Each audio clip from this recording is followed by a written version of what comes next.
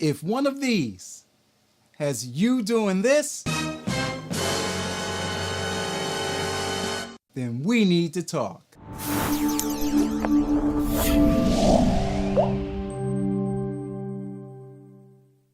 Welcome to the Rhythm Studio, where we're talking percussion, music production, and music technology. I'm Warren Henry.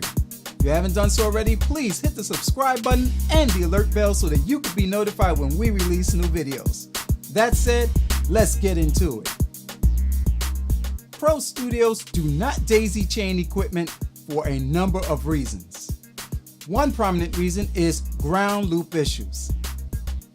Nothing damages connection points quicker than the constant rear panel plugging and unplugging of your equipment. Repairs for a 1/4 inch or XLR connector can set you back several $100s and subject your studio to unnecessary downtime. Enter the mystical Patchbay, one of the most misunderstood and intimidating components to the beginner. There's a lot to understand about the Patchbay, and it can be too much information for one YouTube video. So I'm going to begin with a few Patchbay facts. Fact 1.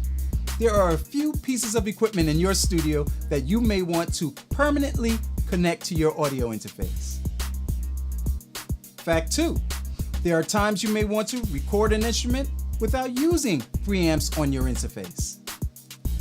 Fact 3. Occasionally, you may need to switch quickly between two components in your studio.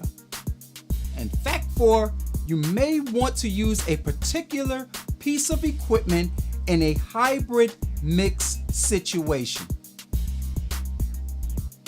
All of the above are based on situations that I've gone through in my own personal studio.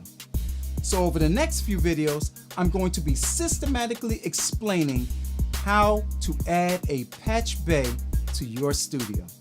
We're going to talk about Patchbay configurations, how to create a legend, what cabling you need, so please stay tuned.